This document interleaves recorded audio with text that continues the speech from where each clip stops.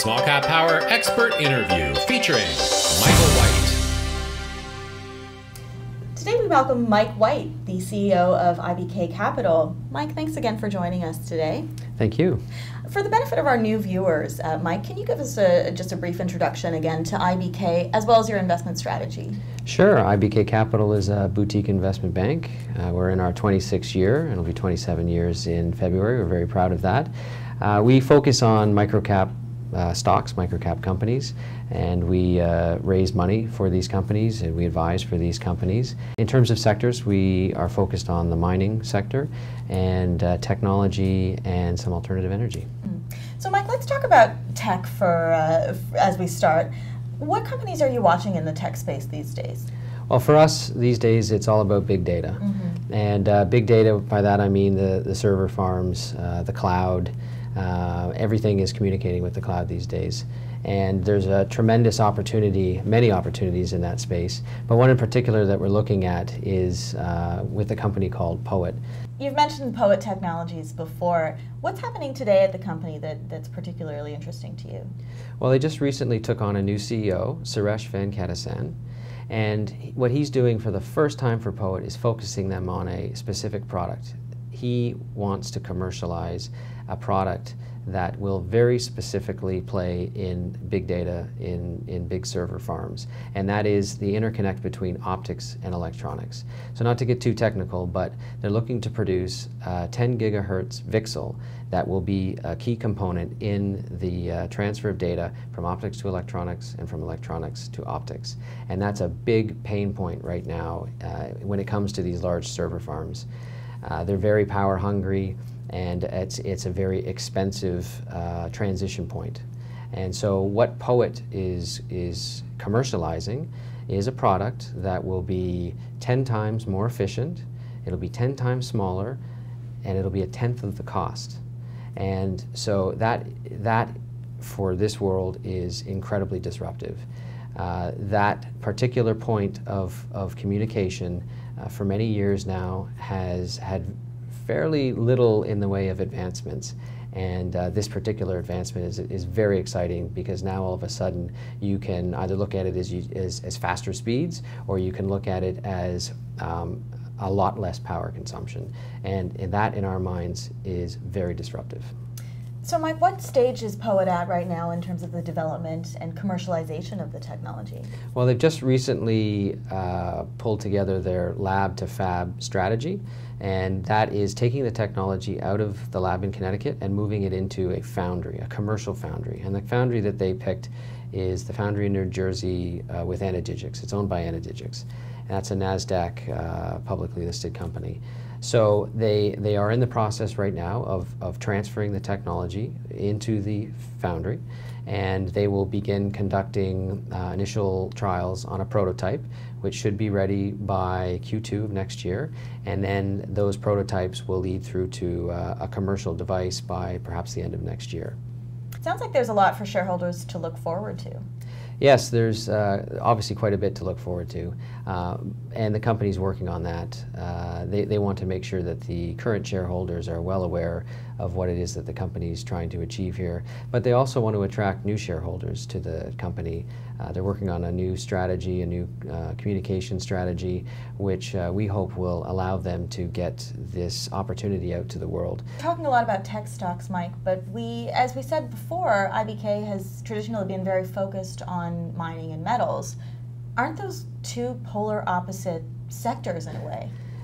Yeah, they are. I mean, one could say that mining is traditionally very low tech. We've found ourselves over the years getting into high tech actually through mining and just through our various transactions in mining. But it's interesting that you mentioned that. In mining right now, there are some developments that we're keying in on and paying very close attention to, and it happens to do with technological advances in mining. And one of them in particular is ore sorting. What is it about ore sorting that's particularly exciting in a technology context? Well, what we're excited about is that for really the first time in mining, other than say diamonds, you can send the ore from the mine through a sorter before you send it into the mill. And what's important about that is that it allows you to get rid of some of the lower grade material or the waste that's in the ore. So what you're sending to the mill is of higher grade. So if you're developing a mine, what that means is that your mine mill can be smaller and your operating costs can be less. And that just makes the financial decision to whether you proceed with a mine or not much easier to make if the net effect is lower costs, right? And everybody in mining wants to be in the lowest quartile when it comes to costs, especially in this type of metals environment where there's a lot of downward pressure on metals, and there are a lot of companies out there that are struggling with keeping their costs low. So we're quite excited about this. There are a few companies out there that we know of today that are using it. There are a few others that are thinking about using it. Richmount Mines is an example. They're a gold producer. They have a mine in Ontario called the Island Mine. I had the pleasure of chatting with the CEO early this year, and he's passionate about this technology and wants to see it used more often. So, I mean, that's a great thing to see. An executive is getting passionate about a new technology in mining.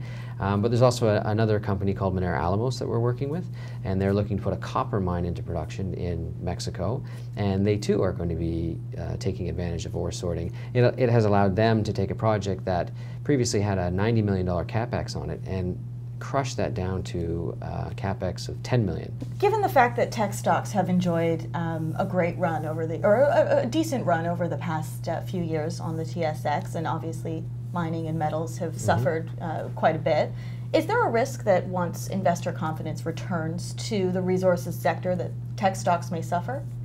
No, I don't think that they're mutually exclusive. I think you can have a roaring tech market and a roaring mining market.